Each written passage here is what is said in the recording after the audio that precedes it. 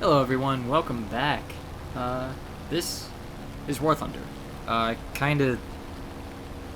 You might know me for having a number of World of Warships videos and very few War Thunder videos here and there, but I am on my way to really changing that. So, World of Warships has just, it's gone down a path that I'm not a huge fan of. The aircraft carrier changes kind of were the first sort of red flag for me. The changes felt rushed, they didn't get the proper community input, blah blah blah, It's just a series of missteps. And that's not to say that Gaijin is perfect either. You can look at Slick Bee, Fly Daily, the Orange Doom, I think even Spitflyer. All of them have complaints about War Thunder, and I do too, but we're not here to talk about that. I'm just going to be saying World of Warships content will be much rarer, if not non-existent on this channel anymore, because I don't have fun playing it anymore. That's what it boils down to, and kind of hate to see that go because, yeah, it was a great game. But, again, not here to talk about that. We're here to actually talk about the plane you see, the C205. C205 Serie 3. It's a 4.0, I think it's a rank 3 Italian aircraft. And it's just a master class in mediocrity. Which is very strange because the engine it has is more powerful than the BF-109's engine. It's got better weaponry unless you run gun pods, but I don't know. I usually don't because of the increased drag and the speed penalties you get. They're not terribly noticeable, but there are definitely certain things that you can do in a 109 that you cannot do in the C205 Serie 3, or even the Serie 2. Basically what this plane is a souped-up version of the MC202. I think that's fair to say. And, I don't know, it's sluggish in turns, it can't really climb as well as other aircraft, and I don't know. I think the only good thing about this aircraft is the armament. It's armed with 2 nose-mounted 12.7mm Breda machine guns and 2 MG151 20mm cannons in the wing, which are... they're MG151s. You can't really go wrong with them, I don't think. I mean, as of this battle right here, I'm running stock belts, and I mean, I don't really think with the 151s, I don't think that makes a huge difference. I think they still have the mining shot, or whatever it's called, but yeah, it's not terribly noticeable.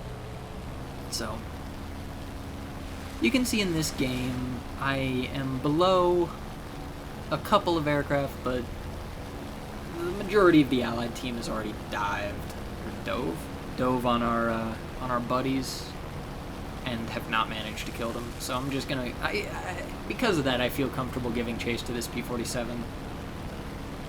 You can see that my aim in general is nothing to write home about, but that is another nice thing about this aircraft. It's got a good amount of ammo. I mean, look at the cannons. They have 250 rounds each. I don't really see many scenarios where you're gonna run out of ammo.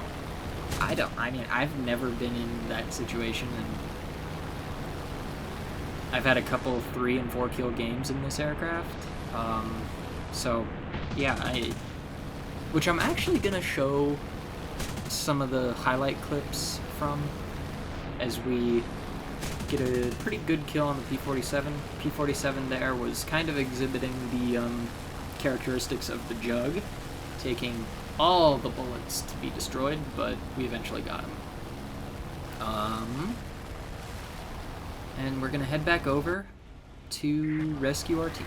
No, we're not. We're not gonna rescue our team. Actually, the one guy that I tried to rescue ends up dying, so sorry to that guy. Wasn't fast enough. If my aim were a little better, I might have been able to get over there a little faster and saved him, but alas.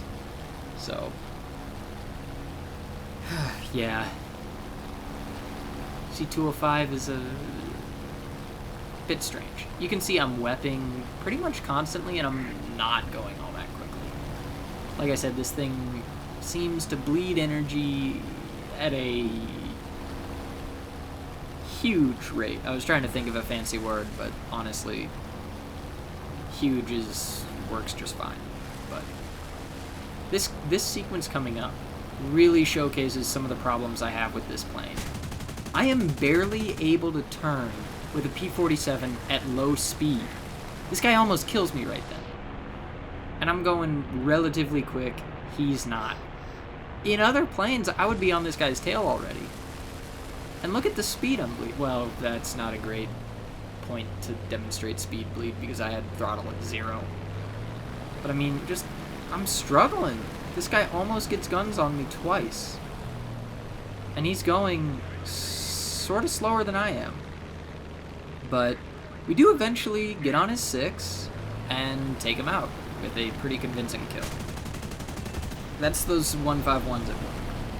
And actually, this is the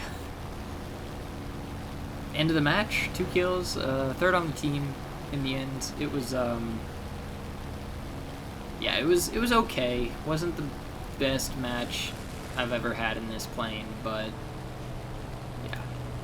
So I'm gonna go ahead and get some of the other kills that I've had in this thing opened up. So this first one, this was on Berlin, I believe. We're gonna go after this Spitfire right here. You can see it's just a big kerfluffle of Allied and Axis fighters down below me, but Spitfire's in a nice position for me to end up taking the kill on him, and we do, with a pilot snipe, of all things. Next up is this F6F. We don't actually get the kill immediately. He's gonna crash, but that's, again, my aim being off. You can see his elevator falling off there.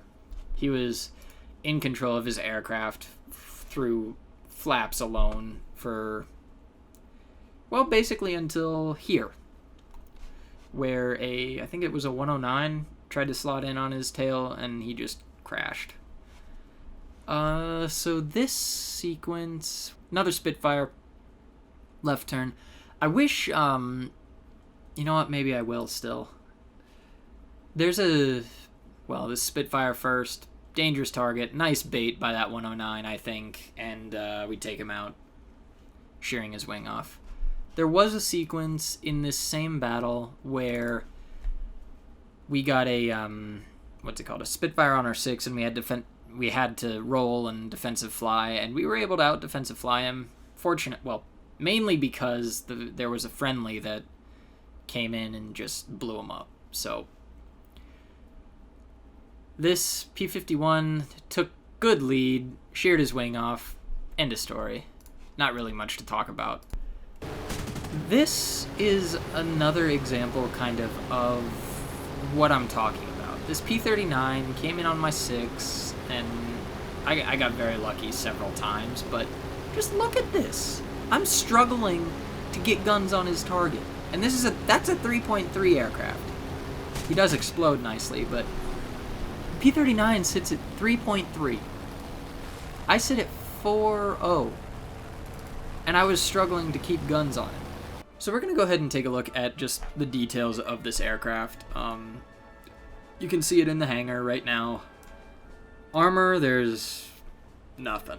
I mean, I don't even know why they include armor on here. I don't know if armor even does anything. It doesn't seem to in aircraft, so I don't know. It just seems kind of silly that it even matters, but apparently it does.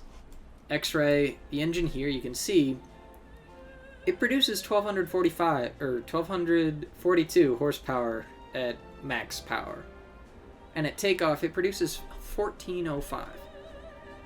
Max speed on the stat card, which I haven't completely spaded it. I've almost got the engine injection, which I think should boost those to the top, unless the airframe does. Oh, airframe and cover does too, I guess. Alright, well, whatever. 663. Let's take a look at the 109 F4. 665. So they're actually... Really? Really? Jesus. I don't know what this thing's problem is. It's not as good as the 109, despite them having same BR, this thing being slightly slower. And I think it actually has less power in the engine, too. 1170 and 1318 versus, what did I say? 1242 and 1405. Yeah, this thing should feel a lot better than it does, but it feels like shite. So, modifications wise, you can see I haven't gotten much. I just unlocked the offensive 12mm guns, I think in that game you just saw, and I'm working towards engine injection. I'm a big proponent, especially with anything with German guns, I'm a big proponent of getting all the performance mods first, because these default belts are actually pretty good. I mean, you can see we have the mining shot, I don't know, the explodey shell, and even the air targets, the only difference is I think they have more. Yeah, so instead of 2 IT shells, you get, oops,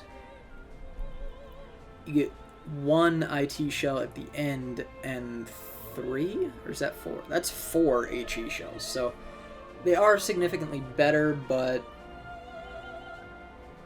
not by much. But, to say significantly better and then not by much is weird. Basically, the 20 mils are good enough that you don't need to grind for these first. They're not British 20 mils that have that stupid practice shell.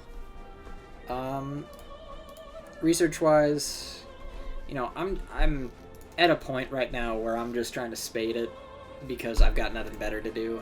Once I get this spaded, I'll probably convert to this and grind this out.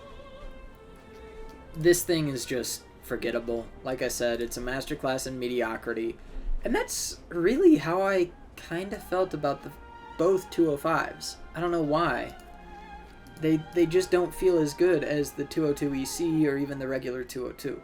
The C202 is let down by its lackluster armament, I think, but at least it ain't this thing. And it's got a lower BR. But, you know, I've ranted enough about this. I really don't know what else to say. It's a good-looking aircraft. It's German cannons, Italian machine guns. So, if you're a German player, you should feel pretty comfortable. Except for the energy loss, which is very, very strange. My final word is, I've found success kind of playing it like a Focke-Wulf by side climbing, and then more boom and zooming than energy fighting, so maybe my issues have been playing it wrong, but we'll see. So, yeah. Sorry for rambling a little bit. I'm kind of trying to get back into the swing of things with this, and let me know what you think about the C205 Serie 3 and Serie 1. I'd be interested to hear what you all have to say about my opinions. Keep it civil, though. If you're going to be an ass, don't even bother. You're just going to be ignored. So, yeah. All right. Hope you all have a wonderful weekend. Catch you next time.